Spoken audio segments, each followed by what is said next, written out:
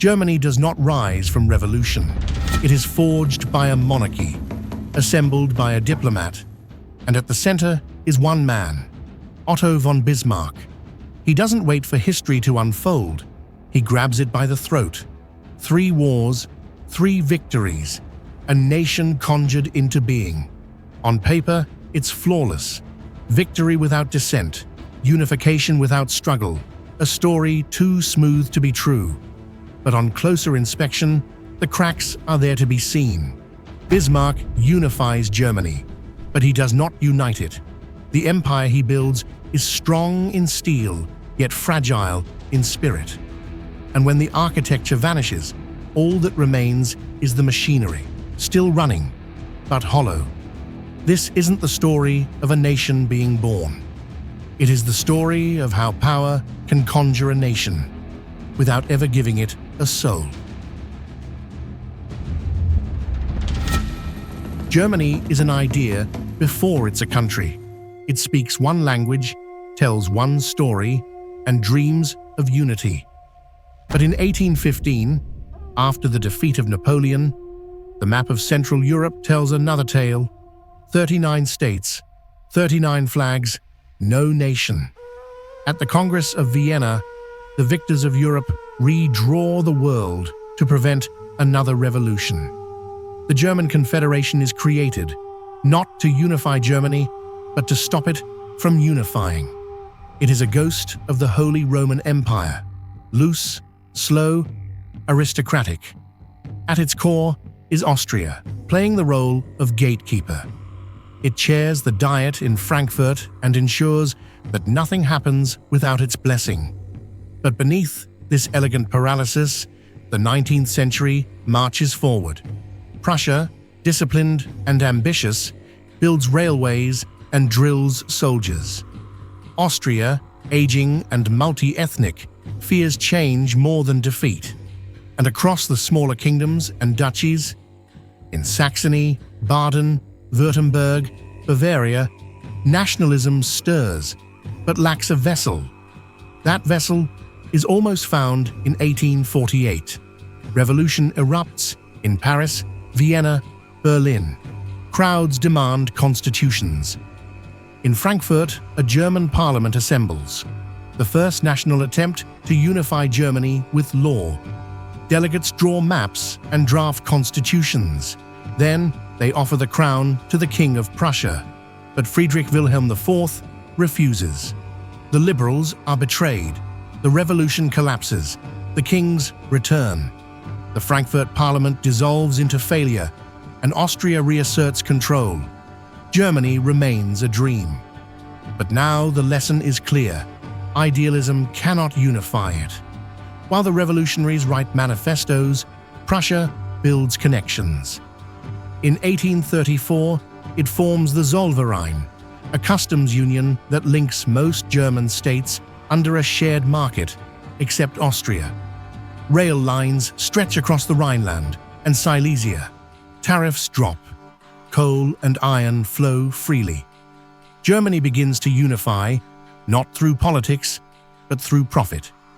1850, Prussia makes another move, the Erfurt Union, an attempt to create a federation of northern German states. Austria pushes back hard. The result? The punctation of Olmütz, a humiliating diplomatic retreat for Prussia. Austria remains dominant, but increasingly brittle. A decade later, Austria loses to France and Piedmont in northern Italy. Its army falters.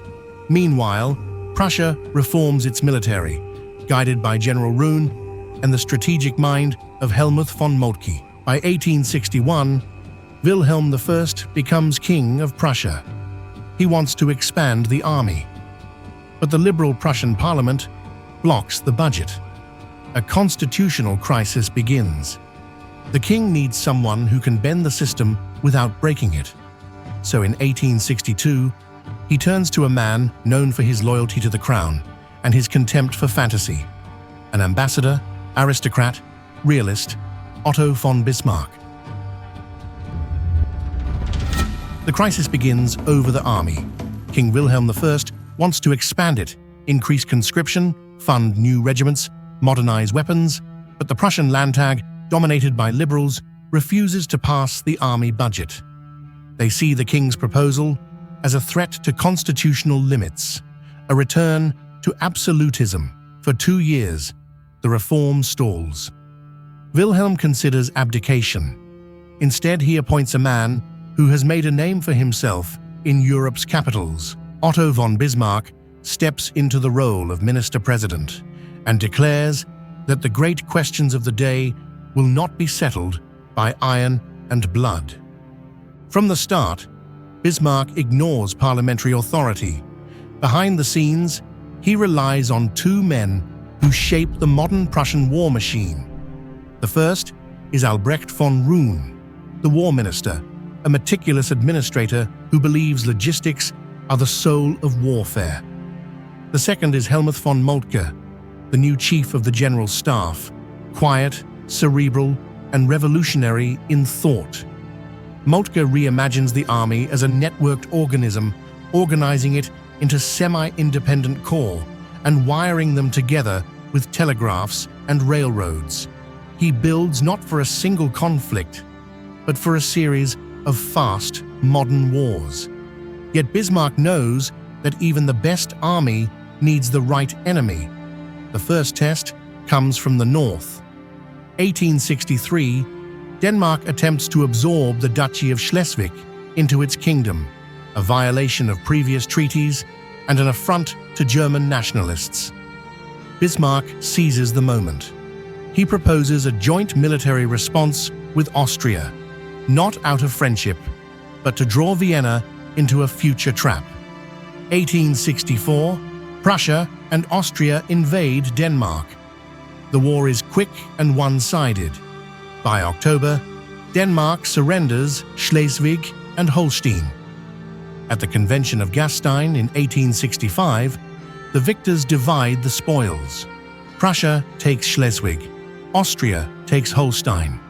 On paper, it's a diplomatic solution. In practice, it is a time bomb. Holstein, now under Austrian control, is landlocked inside Prussian territory. Every Austrian decision must pass through Bismarck's infrastructure. The 2 powers are now co-guardians of 2 uneasy provinces. Bismarck has engineered a future crisis and waits for Austria to blink first. The moment arrives in early 1866. Austria, frustrated with Prussian obstruction, appeals to the German Confederation to resolve the Holstein question. This is precisely the breach Bismarck has prepared for. He accuses Austria of violating their agreement, moves troops into Holstein, and demands a new federal structure that excludes Austria. On June 14, 1866, the Austro-Prussian War begins. Austria brings with it the Old Guard, Saxony, Bavaria, Württemberg, conservative southern states still loyal to Vienna. But the Prussian army, sharpened by reform and strategy, moves faster, strikes harder, and communicates in real time. Moltke's general staff coordinates 3 separate armies by telegraph and rail. The decisive confrontation comes at Königgrätz on July 3rd, where 200,000 Prussians overwhelm Austria's main force in a single day. The Dries needle gun, with its breech-loading firepower, allows Prussian infantry to fire 3 times faster than their opponents. The Austrian army breaks. The road to Vienna lies open. King Wilhelm wants to take it. He wants to march to the gates. But Bismarck intervenes. He urges restraint. Austria, he argues, must be defeated, not destroyed. One day, Germany will need Austria, not as a master, but as a neighbor. Wilhelm yields. At Nikolsburg, the terms of peace are negotiated. The formal Treaty of Prague is signed on August 23, 1866.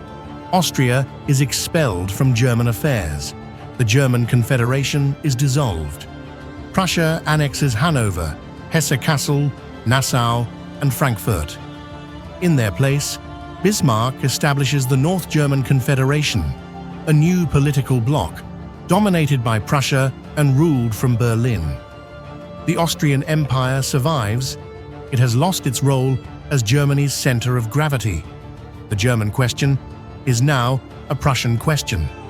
Bismarck has done what no liberal parliament ever could.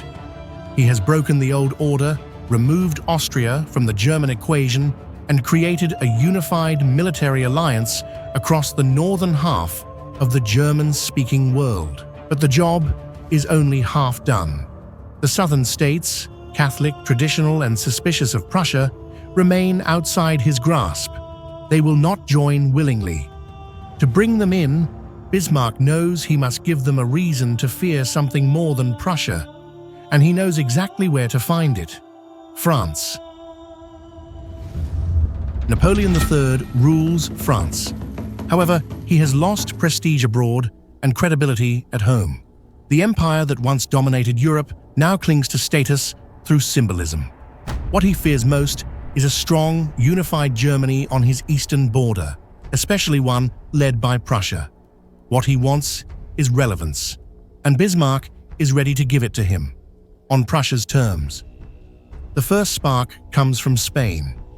In 1868, Spain's Queen Isabella is deposed, and the Spanish government goes hunting for a new monarch. They offer the throne to Prince Leopold of Hohenzollern, a distant cousin of King Wilhelm I of Prussia. If accepted, France would be surrounded by Hohenzollerns, one in Berlin, one in Madrid. Paris is outraged. Napoleon III demands that Leopold withdraw. Under pressure, Leopold complies. But that is not enough. Now, Napoleon wants a guarantee that no Hohenzollern will ever take the Spanish throne again. He sends his ambassador to confront King Wilhelm. Wilhelm, polite but firm, refuses to give any such permanent assurance. He reports the exchange to Bismarck. He sees the moment he's been waiting for. Bismarck reads the king's telegram and rewrites it. The final version, now called the Ems Dispatch, makes it appear that the Prussian king has insulted the French ambassador and that the ambassador has threatened the king. Bismarck releases it to the press. In Paris, crowds are enraged. In Berlin, the mood stiffens. The insult is public.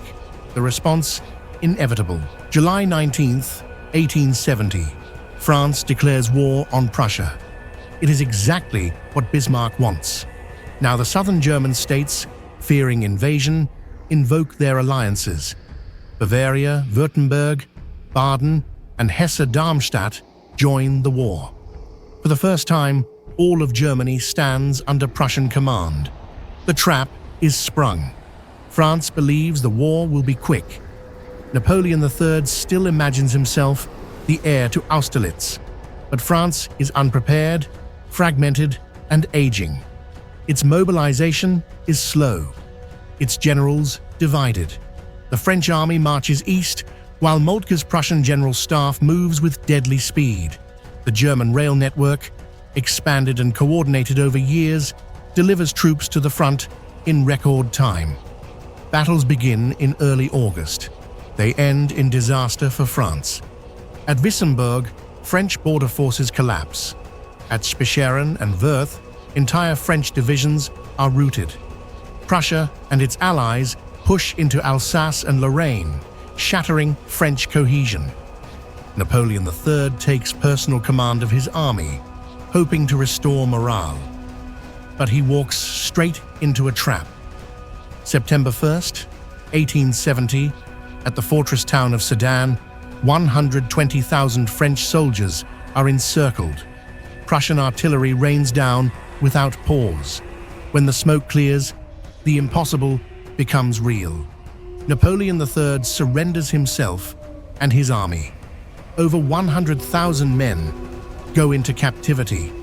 The Second French Empire dies in a single day. Paris explodes in revolution. A new republic is declared. The war does not end. Instead, it transforms into a national resistance campaign. The Germans march toward Paris and begin a siege. The city is surrounded. Nothing breaks the encirclement. Bismarck refuses to negotiate.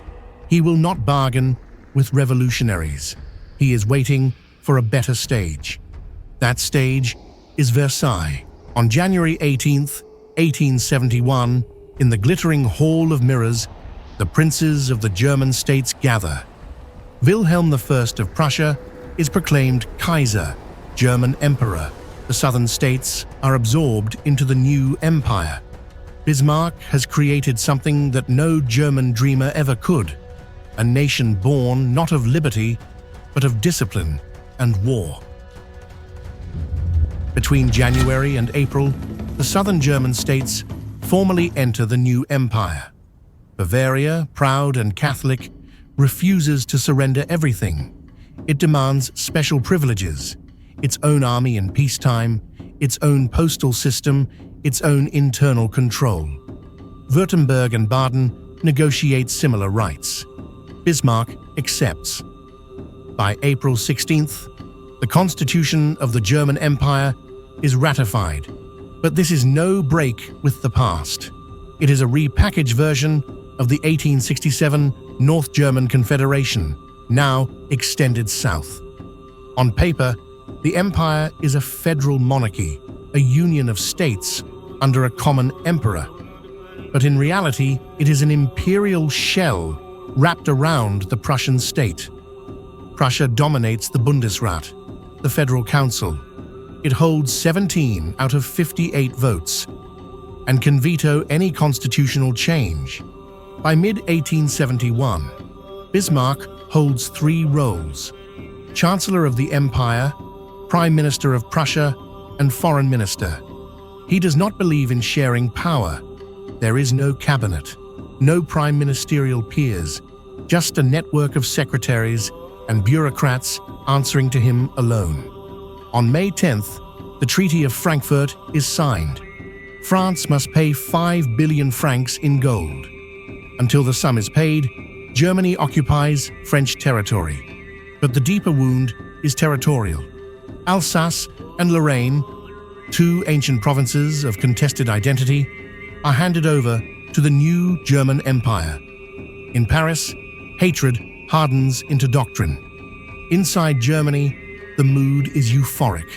German unity has finally arrived, not as a dream, but as a fact. But even in triumph, Bismarck is cautious.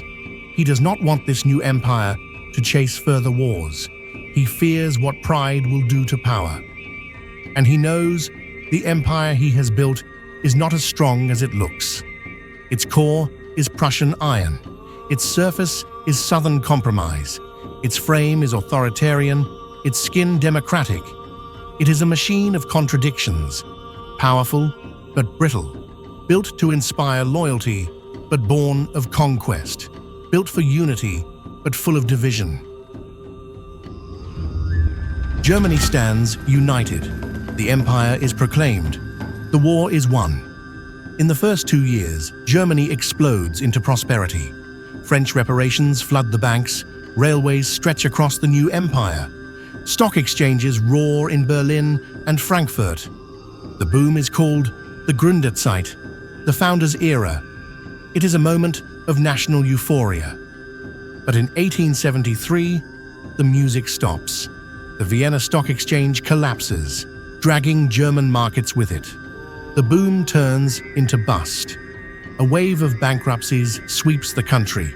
This is the beginning of the Long Depression. Nearly 2 decades of deflation, uncertainty, and rising worker anxiety.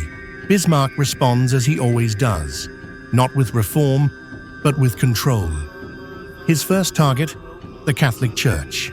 He launches the Kulturkampf, the culture struggle, designed to break the Church's political power and marginalize the growing Centre Party, which defends Catholic autonomy.